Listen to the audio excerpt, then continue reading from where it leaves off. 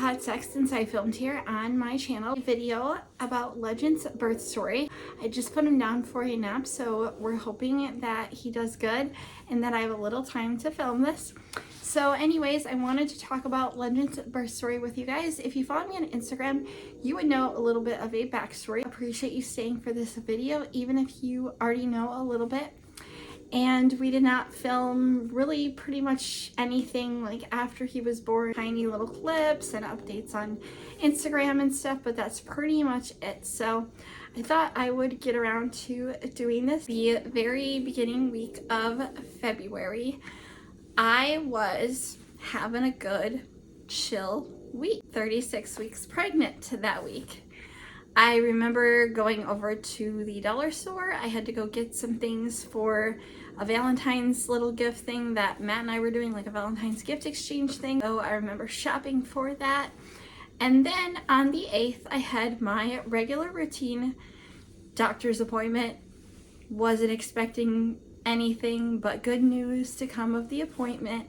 And I went in for my doctor's appointment and she's like, he's breech. And I was like, oh no. And she said, if you want, we could always try to get a doctor to turn him.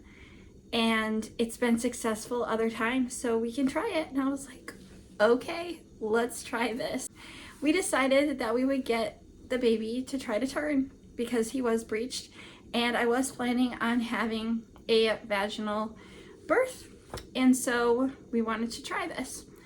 So they monitored him for a while in this room. And, you know, that was going really, really good. He was monitoring good, checking in, everything's awesome. Doctor comes in and he tries to turn my son. So he goes on the one side and the other. Keep in mind, this is a very uncomfortable thing. If you are going to have a doctor to try to turn your baby when they're inside the womb, like it's super, super uncomfortable. So keep in mind, it does not feel good. But, you know, if you want your baby turned and home remedies aren't working and things, then I guess you can try it. She said I could come in the very next day, monitor the baby, and then they would try to turn the baby.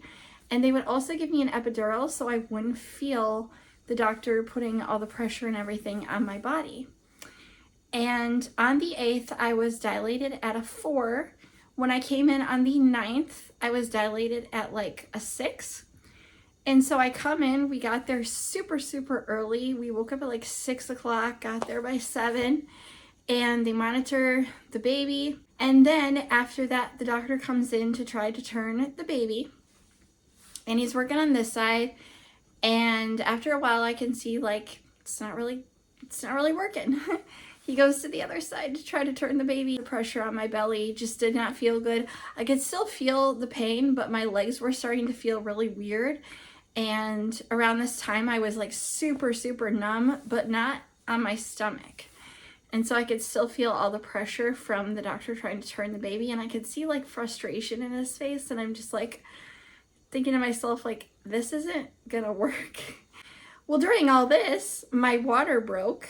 And the day before, my doctor did say like, you should pack a bag and things like that just in case a C-section has to happen. And so my doctor comes and she's like, well, you're getting your C-section. And I was like, what day is that? And she's like, it's now. And I was like, oh, because I didn't know my water broke because I could not feel my water break because I was dumped. So it was emergency C-section and they wheeled me in. So they were prepping everything for my emergency C-section. They also gave me another like spinal. They put like a cloth there and everything so you can't like see.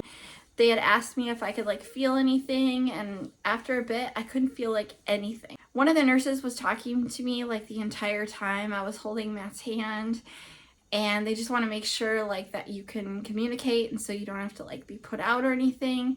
And they let you know all the dangers and the risks that can happen during your C-section, where they could cut, all the stuff that could happen to you, the baby, both of you. After he started crying, then I was like, he's beautiful, and I started crying and I got super emotional. And then Matt was holding him and brought him over to me. He looked great. I was super happy about it. They were just stitching me all up and no complications with anything with my C-section, so that was amazing. some kind of monitoring system thing because his breathing was low, because he was 3 weeks early. My due date was supposed to be March 4th, but he came on February 9th. So if you do the math, that's 3 weeks early, and I was 36 weeks and 5 days. And so wasn't quite expecting that, really wanted to make it to like at least full term, wanted to do the vaginal birth, but obviously things change and he was breached, so emergency C-section it was.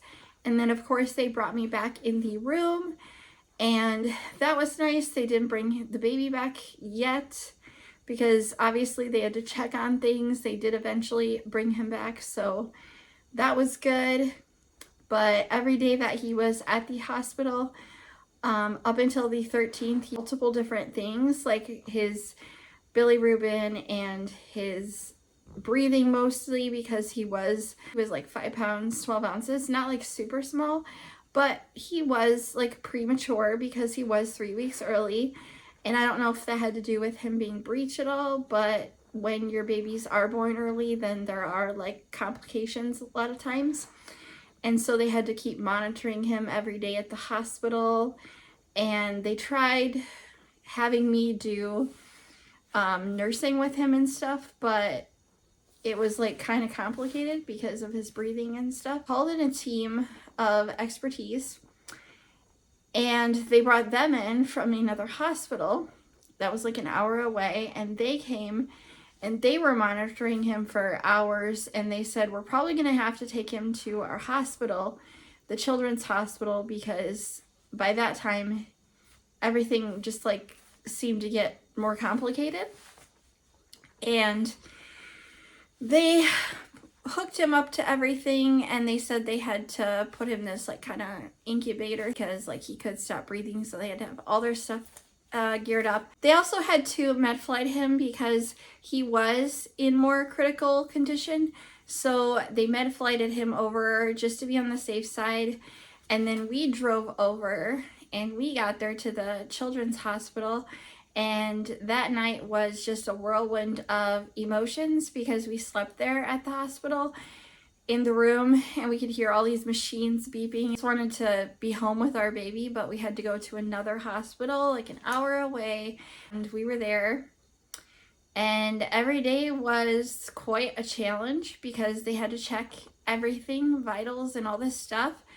And he wasn't like a preemie, but he was 3 weeks early, so he was considered very small, but not like the smallest. And so he was at the NICU there during Valentine's Day.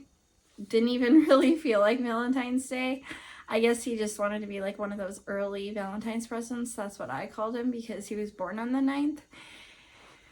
Every day was stressful. We were able to stay at what was called a Ronald McDonald House though, and that was a very nice thing. It was a load off our shoulders. We got like free meals. You could take like lunch, you could heat food up. You got like 2 free meals at the NICU. Breathing, it was mostly like the breathing stuff that was like the biggest concern, but just like a lot going on because he was born early. I monitor him every single day, and he was there every single day. And to see my tiny little baby like struggling, and I almost felt like sometimes he was stronger than I was because I was struggling because I had just had a C-section during COVID times that my son was born, so you could only have 2 people there, and if you wanted somebody else to come, like a different family member or friend, then one of us would have had to leave for like 24 hours. It was like a routine for us. Every single day we'd wake up, we'd get ready, we'd go have our breakfast, we'd go see our son.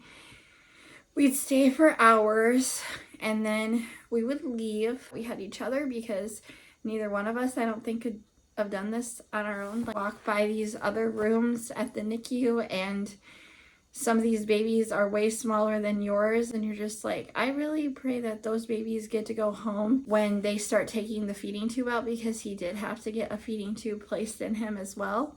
Pumping as much as I could so he could have my good fresh milk, and that was amazing. So the milk he was receiving was for me. Like kind of a summary of like our journey at the NICU. And so we were there on the 13th, and we came home around the 21st. So when we came back home is the major summary of the time that we spent in the NICU. He's a little fighter, he's a strong kid, he's thriving, he's doing amazing. He just learns so much every day, and I'm so grateful and blessed to have him. My NICU story about my son, I just wanted to share this because, like I said, having a new baby very, very soon. Have any stories about your children, then you can share those if you would like, or message me. I've tried to share more with this baby. We are just super grateful and blessed to have Legend in our lives. It sounds like Legend took his nap, which is amazing too, because he needed a nap. And the little goofball's been skipping naps, so I'm glad that he's taking his nap. It's currently snowing. It's pretty cold outside. It's beginning to look a lot like winter. Christmas is around the corner. Thanksgiving is before that. So anyways, I will be filming some before that. I don't think I'm doing Vlogmas this year because I'm going to be busy. So I'll probably film a couple extra videos in December if I get a chance. So stay tuned to that, and I will see you in my next video, the bump update. Yeah, 37 weeks and 3 days currently. So anyways, I hope you have a really awesome day, and I love you so, so much. I'll see you in my next video, and thank you for watching the Katuesny fam.